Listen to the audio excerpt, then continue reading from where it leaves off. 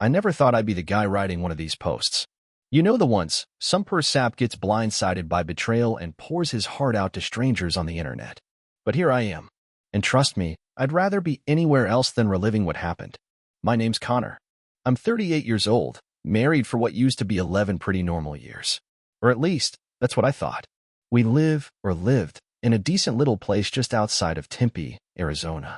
I travel a lot for work. Corporate logistics, international stuff. Long flights, long meetings, long stretches away from home.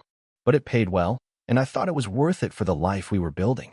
Looking back, I should have paid closer attention. There were signs. Not big dramatic ones, more like hairline cracks. My wife, Alyssa, started getting snappy. Always on her phone, but when I asked who she was texting, she'd just roll her eyes and say it was work gossip or her sister being dramatic again. I believed her. That was my first mistake. Right before my trip to London, just 2 weeks, nothing major, we had one of those weird, lingering silences after dinner. You know the kind that settles in like fog. She said she was just stressed about her job. I chalked it up to burnout. Told her to take it easy while I was gone. She barely responded. The flight out was smooth. Meetings were brutal. Jet lag, caffeine, the works. I didn't think about home much during those first few days, which makes me feel guilty now. I figured everything was fine. But halfway through the trip, I got a weird notification on my phone, motion detected in the living room. See, I'd installed a new indoor camera system about a month before. Not for spying, just peace of mind. Alyssa had been nervous about break-ins, and I traveled too much to ignore that kind of stuff. I almost didn't check it. I was exhausted. But something made me open the app anyway. And there it was. A man. In my house. Sitting on my couch like he owned the place. Drinking from my favorite mug. And Alyssa? She came into frame a few seconds later, dressed in the robe I bought her last Christmas, laughing like she didn't have a husband on another continent. I couldn't breathe. Couldn't even blink. I watched them cuddle up, her phone in hand, and she literally took a selfie with him in my home. In our home. And that's when something inside me broke. I didn't sleep that night. I just sat there in the dark hotel room in London, watching the security footage on a loop like some twisted version of a horror movie. Every time I replayed the clip, I hoped maybe it would look different, feel different. But it never did. She kissed him. On my couch. Right under the stupid photo of us from Sedona, the one she insisted we frame because it captured our joy. I stared at the screen so long I swear I could hear her laughter echo in my ears. At 3:42 a.m., I booked the next flight home. I didn't email my boss. Didn't say goodbye to the team. Just packed my things in silence and left that hotel like I was fleeing a crime scene. The flight was 10 hours. 10 hours of white-knuckle fury and trying not to lose it in front of strangers. I kept seeing that guy's smug posture. The way he lounged like he belonged there. It made my blood boil. My thoughts ping-ponged between heartbreak and pure rage. 1 minute I was remembering the first time Alyssa and I slow danced in the living room after too much wine, laughing like idiots. The next I was imagining her deleting text messages and slipping into that robe like she hadn't just gutted our life. By the time we landed in Phoenix, I felt like a ghost walking through that terminal. My hands were shaking. I drove straight from the airport to the house. Didn't call her. Didn't warn her. Just pulled up, parked, and stared at the front door. And what do I see? Her car, still parked out front. That little white Honda I bought her 2 years ago when she said hers felt too old. And beside it? His car. A rusted-out blue Dodge Charger. I could hear my heart pounding in my ears. I didn't go in right away. I just sat there in the driveway, watching the two of them through the front window. She was pouring coffee. He was barefoot. Barefoot. In my damn kitchen. I don't even remember opening the door. 1 second, I was gripping the steering wheel hard enough to leave marks in the leather, and the next I was standing in my living room, suitcase still in hand. They both froze. He dropped the coffee cup. Alyssa's face drained of all color. For a solid 5 seconds, nobody moved. Just 3 people stuck in a moment that felt like it would never end. She tried to speak. Her mouth opened like she had something clever or comforting to say, but nothing came out. Just this little gasp. That same mouth had kissed me goodbye 2 weeks ago and told me she loved me. Now she looked at me like I was the intruder. I said nothing. Just set the suitcase down by the door and looked around the room like I didn't recognize it. His phone was on the armrest. His shoes under the coffee table. There was a blanket thrown over the couch that wasn't ours. She finally broke the silence. Started with some nonsense about how it wasn't what it looked like. As if the footage I watched on a 6-hour loop could somehow be reinterpreted. As if the man standing in my house, shirtless, barefoot, and now awkwardly trying to pick up the pieces of a shattered mug, was just a misunderstanding. I didn't yell, didn't scream. I think that scared her more. I just said I knew, that I saw it, that the camera caught everything. That's when she switched tactics, tried to spin it like she was confused, like we were growing apart, like she felt unseen. All the classic garbage people say when they get caught doing something they planned months in advance. She even had the nerve to say I shouldn't have been watching the camera without telling her. Like that was the betrayal. I looked her dead in the eye and asked one question. How long? She hesitated, said it didn't matter, said it was just a thing that got out of hand. I told her that mattered more than anything else. And then she cracked. 3 months. 3 months he'd been coming into my house, using my things, being with my wife while I was halfway around the world thinking I had someone waiting for me at home. And here's the real kicker. She only confessed after I showed her the footage. She kept talking after that, words tumbling over each other like she could bury the truth in noise. She said it was just physical. She said I'd been distant. She even tried to claim it was my fault for always being away, for making her feel alone. That part nearly made me laugh. I was across the ocean trying to secure a future for us, and she was across the living room screwing it all into the ground. He finally spoke then. Until that point, he'd hovered like a nervous shadow. He said I should calm down, that we're all adults here. That's when I realized just how stupid this man was. I turned to him, finally giving him my full attention. I asked if he knew I was her husband. He said yes. I asked if he knew she was married while they were doing what they did. He hesitated, then said she told him we were separated. Of course she did. Alyssa jumped in, insisting she only said that to make things easier, that she didn't mean it, that it wasn't true, that she still loved me, that she'd made a mistake. A huge one. It was like watching someone throw 1,000 darts in the dark, hoping one might hit the board. But I was done listening, done giving her chances, done being the guy who fixed everything while she set it on fire. So I left, grabbed my suitcase, walked right past them. She followed me to the driveway, barefoot, yelling that we could talk, that we shouldn't end it like this, that she would do anything. I didn't even look back. That night, I checked into a hotel near downtown Tempe, opened a bottle of cheap red wine, and laid everything out. My laptop, my savings accounts, the title to the house, the prenup she insisted we never needed, but which I insisted we absolutely did. For once, I was grateful for the way my job trained me to plan for disaster. She had no idea what was coming. The next few days were a blur, but not the messy kind. The sharp, focused kind. The kind where every move you make has weight behind it. First thing I did was call my buddy Ryan. We went to college together. He became a divorce attorney. The kind who doesn't blink when things get ugly. I told him everything. He didn't say much. Just asked for the address and said he'd get the paperwork started. Then came the financials. I had backup accounts. Not because I didn't trust Alyssa. I just always liked knowing I had something separate in case of emergencies. Turns out, emotional nuclear warfare counts. I moved every cent retirement. Bonus savings. The rainy day fund. Froze the joint accounts. Called the bank and changed every security question. Canceled her credit card, the one she used for online shopping while I was busting my back in airports and meetings. Next, the house.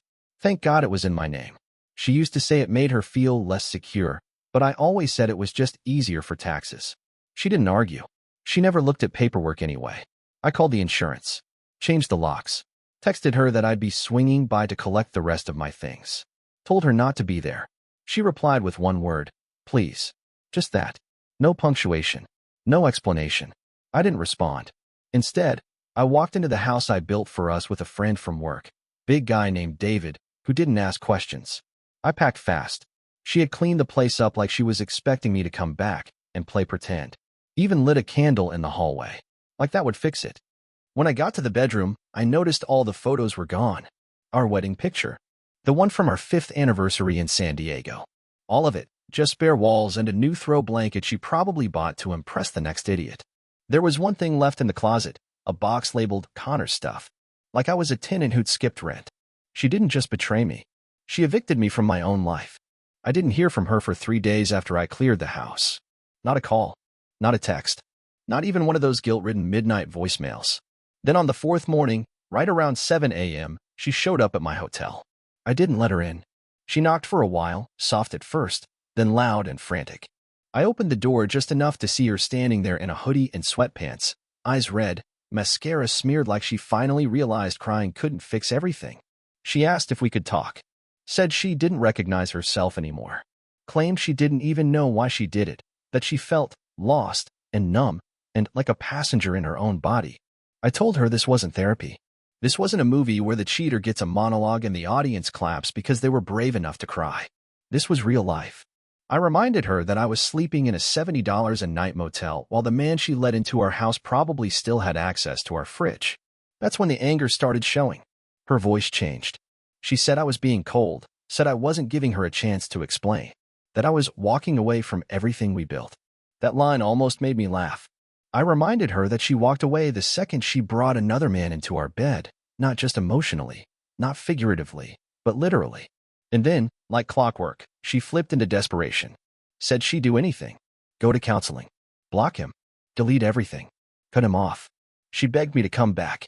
That's when I hit her with the last move, told her the divorce was already filed. The house?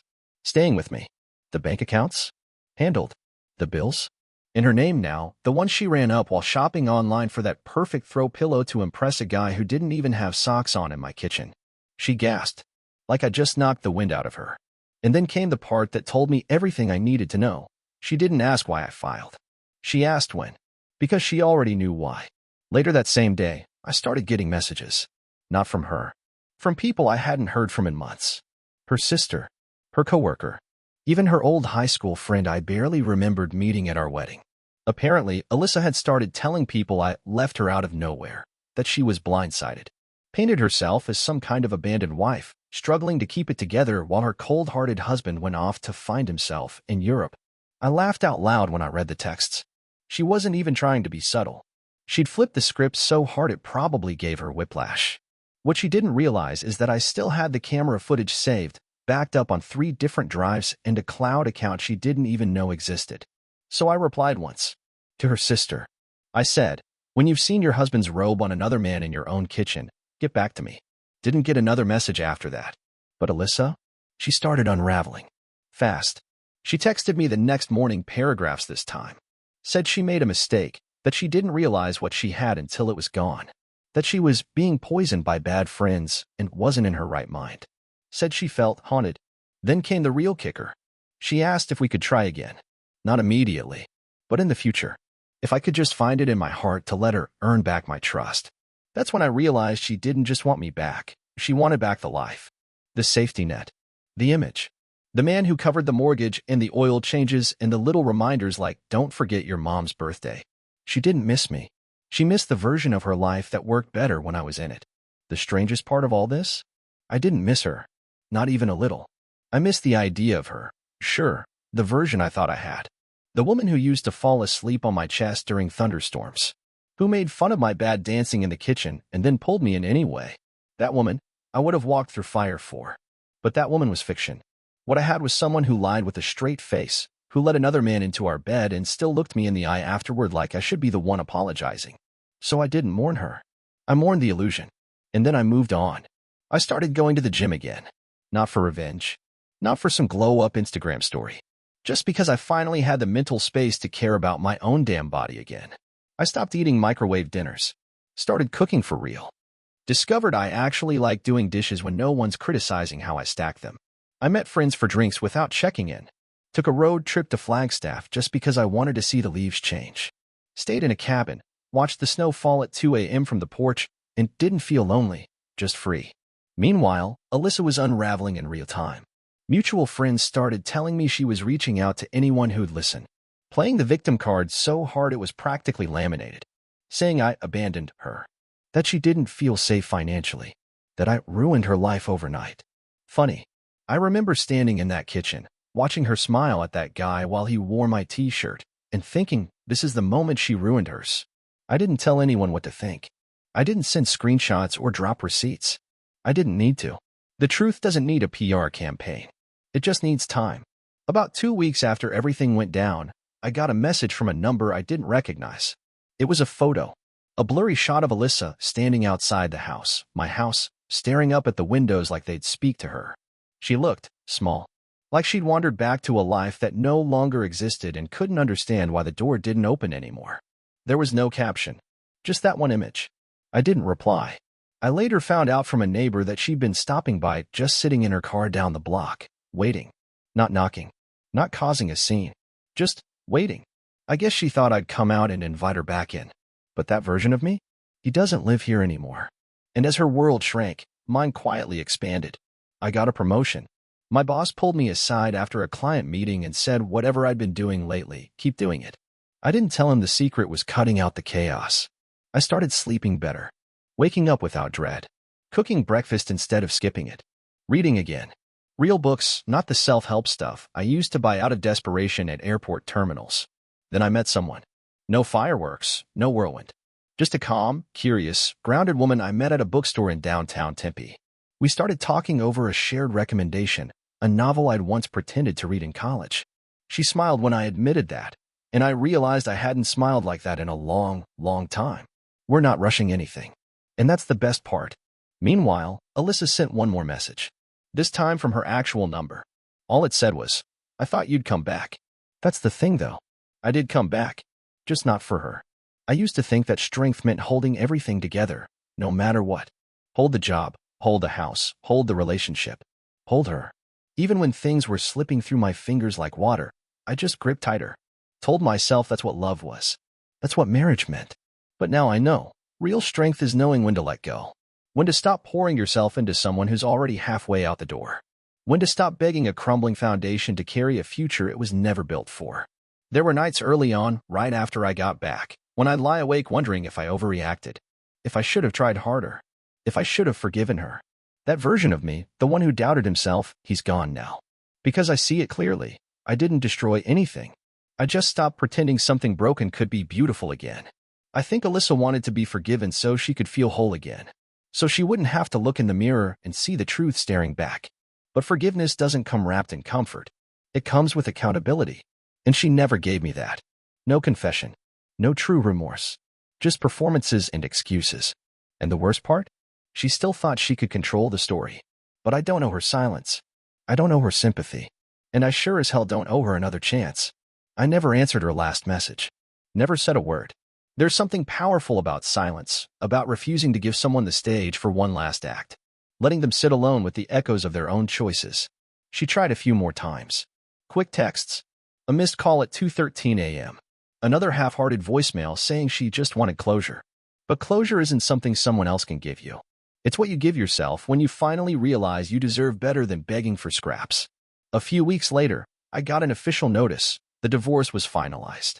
No fights. No drama. She didn't contest anything.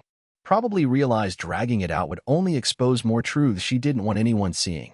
I stared at that final document for a long time. Not because I had doubts, but because it felt like the final door closing on a version of my life that almost tricked me into thinking it was happiness. Almost. I folded the papers neatly, put them in a folder, and slid them into the back of my filing cabinet. Out of sight. Out of mind. Later that night, I sat outside under the stars, no noise, no questions, just the cool desert air, and realized something simple but life-changing. I wasn't broken. I was free. I think a lot of people believe healing happens like a sunrise, one big dramatic moment where everything becomes clear and you feel whole again. It doesn't. It's more like the tide, slow, steady, pulling pieces of yourself back onto shore, one wave at a time. Some mornings I still wake up with a weight on my chest. A flash of that night, that video, that betrayal. But it passes quicker now. Like a storm rumbling far away instead of overhead. I don't hate Alyssa. I don't love her either. She's just someone I used to know. A story I lived through. A lesson written across my skin in invisible ink. And strangely, I'm grateful. Not for the pain. God, no. I wouldn't wish that on anyone. But for the clarity.